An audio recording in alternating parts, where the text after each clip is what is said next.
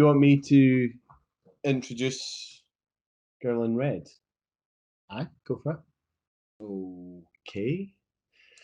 So, the next album that we're going to be looking at is If I Could Make It Go Quiet by Girl in Red. This was released on the 30th of April on World in Red, which is Marie Ulven, or Girl in Red's own record label, under license to AWAL Records Limited. AWAL Records Limited are a London-based distribution company who claim to offer an alternative to traditional record companies by working closely with musicians and artists on their own terms, so that they retain creative control of their work and receive the lion's share of any profits and revenue that they make. We previously covered Girl in Red's previous EP, Chapter 2, way back in episode 3 of the Scratchcast podcast, which seems like an absolute lifetime ago now. And I think it's fair to say that we both really enjoyed it. I certainly felt as if it had a really kind of lo-fi, laid-back, almost autumnal kind of feel to it, which I really dug. As I said, I think we both kind of reviewed it fairly favourably. I kind of felt that the EP was kind of reminiscent of the type of thing that maybe Camera Obscura might have done back in the day. And I would say with regards to this album, there's probably less of that type of thing on here. For my money, the tracks in this album, for the most part, feel more like the song perhaps Dead Girl in the Pool in that EP in terms of their sound and production.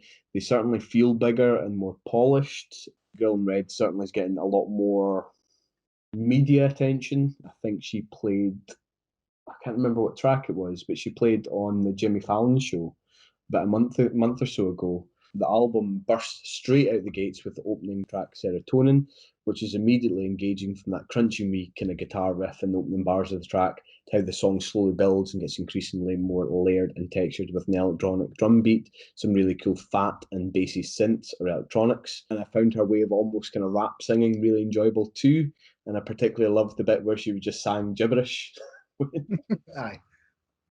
That kind of rapped a bit actually, because Serotonin, like when you first hear it, you can hear that noticeably like poppier production value. Yeah. That rap section, it kind of put me off a little bit because it's like, oh, this sounds a bit like Cardi B or something like that. Not Okay. that I'm like au fait with that kind of music, but that's what it kind of led me to straight away. But actually, the more that I hear it, the more I like it, and yeah, I'm over it now. It might have actually been that track that she played on the Jimmy Fallon show, actually. But yeah, I think even though you've got that like poppier production or more polished production value at the start, I think the very first section of the song still very much sounds like Girl in Red. Like, Yeah. it's got that kind of, yeah, that kind of style that was on Chapter 2, albeit just a bit more polished. Mm-hmm. Mm-hmm. What did you think of the second track, Did You Come? It's like, yeah, I mean, it's cool. It's like, it's taken like a subject of, I think, infidelity, like lays like a lyrical blanket over a driving, bouncy bass line. There's twinkling piano keys. Like the lyrics are really apt. Like, they go, was she good? Just what you like. Did you come? How many times? Tell the truth. Wait, never mind. It's like searching for sense in like an awful situation through questions you don't really want the answer to, and at the same time, it's also a low key banger. So it's like, yeah, it's got good lyrics and it's a banger. It's a really good song, man. Yeah, it was one of my favorite tracks on the album. I think those first couple of songs are really strong, really strong way to start the album. I particularly liked her vocals on "Did You Come," like particularly like that inflection in her voice when she sings, you should know better now to fuck it up and fuck around." It's such a wee kind of hooky line. I just can't help but sing along to it. It's great, and it's quite refreshing to hear somebody sing kind of totally unashamedly about same-sex relationships, which coincidentally is how she's since become a bit of a queer icon in her own right.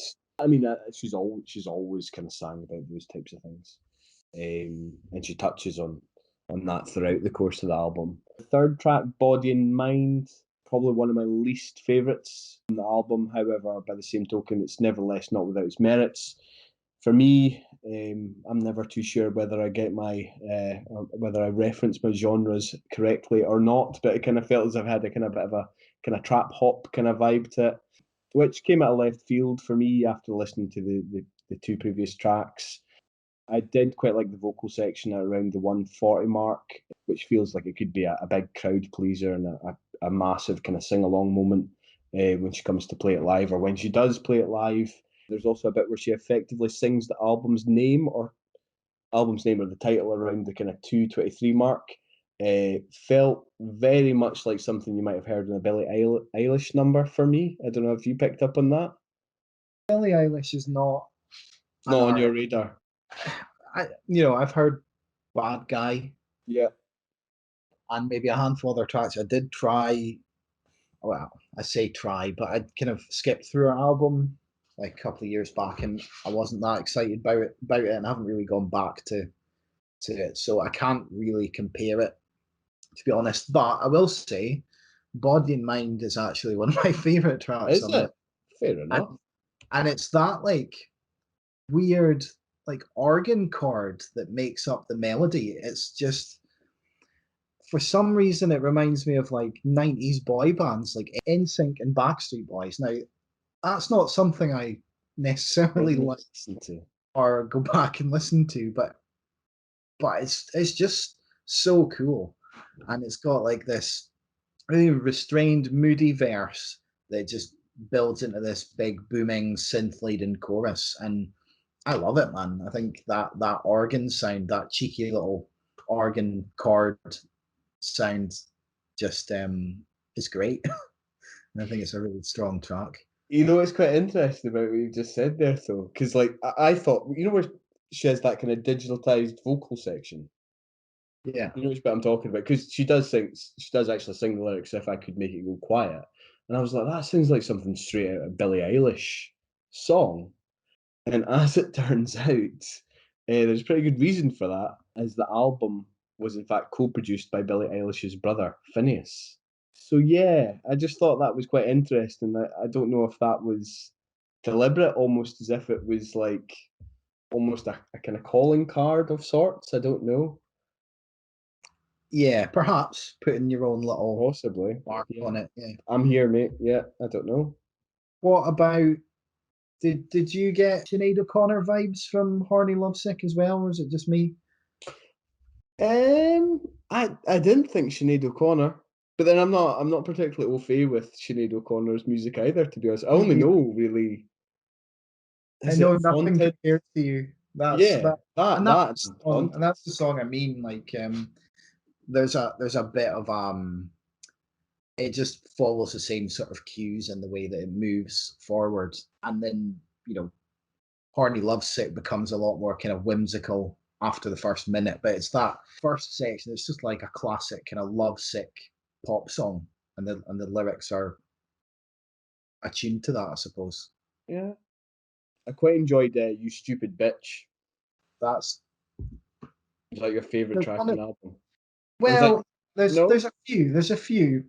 So Body and Mind, You Stupid Bitch, and probably Apartment 402, I think, are the ones that stand out the most for me. And Stupid Bitch is just like a brilliantly written pop banger. Like Uh, yeah, it's well, I've described it as a perfectly executed pop punk number.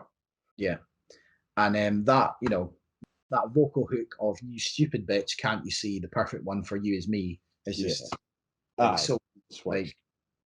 you hear that once and you're singing along to it like you know weeks later. It's brilliant. Yeah. There's a lot of strengths on this album. The vocal performance in particular, um, and Apartment 402 shows that off, I think, and it's just like this devastating, aching vocal performance. It's got like a heartbeat sounding bass thump to it. The guitars and piano sound quite far away and shimmering, and it's just everything kind of comes together in a really satisfying way. And that, like I said, that is definitely one of my favorite tracks on here. I quite like Rue as well. just really particularly like that kind of driving drum beat, which I found really effective. The whole track kind of felt as if it kind of put me in mind that as something that kind of First Aid Kit might have done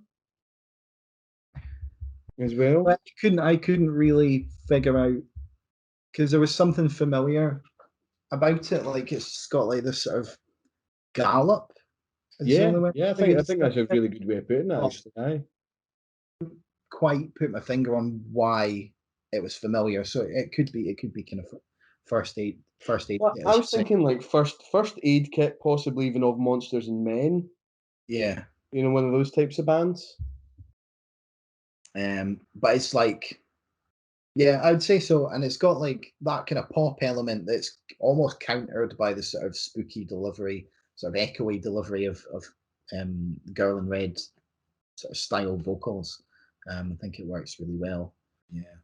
Like I think it's one of these albums where I like every song. Like I don't have there are no bad songs and I don't have much to say negatively I towards it. mean, to be honest with you, Sneds, I would have to agree. Although I kind of, shot down body and mind, it's not the type of track I would turn off.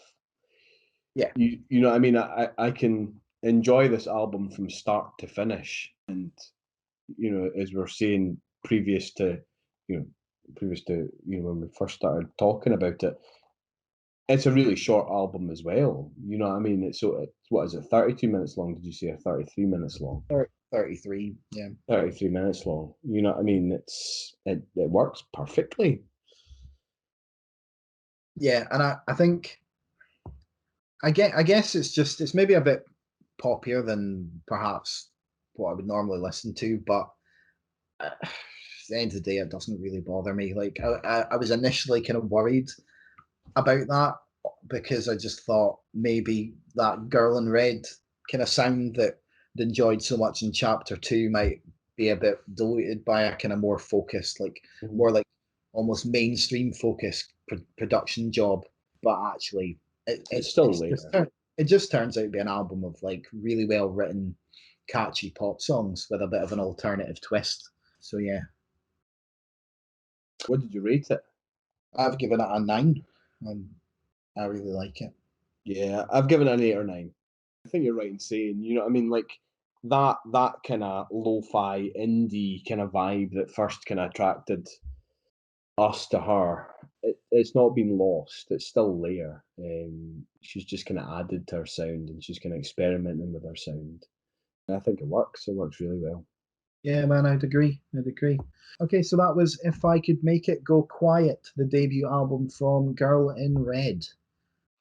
I'm running low on serotonin. Chemical imbalance got me twisting things. Was she good? Just what you learned. Did you call? How many times? My heart's out. My guard's down. Or maybe on a bus for a month straight. Shit's fun, but I'm going insane. I can't be your midnight love. You let the wrong people love you. Yeah, I tried to get it off my mind. When the sunlight hits the dust and I can't get up. Break me down and I call you mine. It's not finished. It's finished.